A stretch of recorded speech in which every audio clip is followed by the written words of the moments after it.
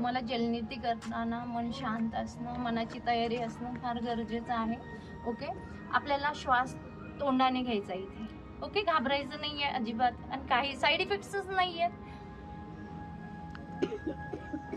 काही वेळेस घशातून पाणी उतरेल, घाबरायचं नाहीये. मान व्यवस्थित ऍडजस्ट करायची.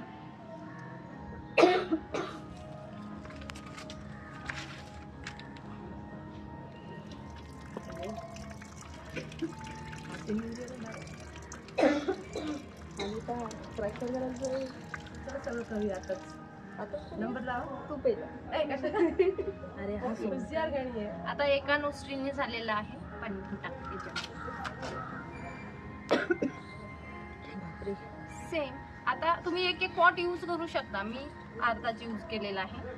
ओके, आता दुसऱ्या बाजूने सेम. मान व्यवस्थित सेट करायचे, तोंड उघडा ठेवायचा, श्वास तोंडाने.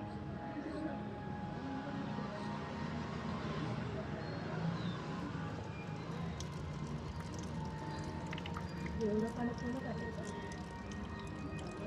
तू जातेस ना बाहेर.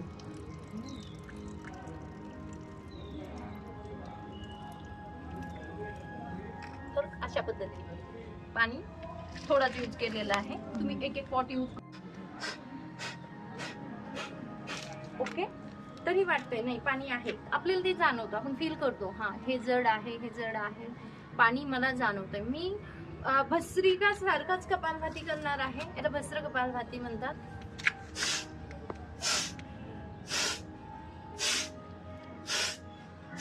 बघू शकता सगळं पाणी बाहेर पडतंय. तुम्हाला ते स्वतःला करताना जाणीव होणार आहे पूर्ण पाणी.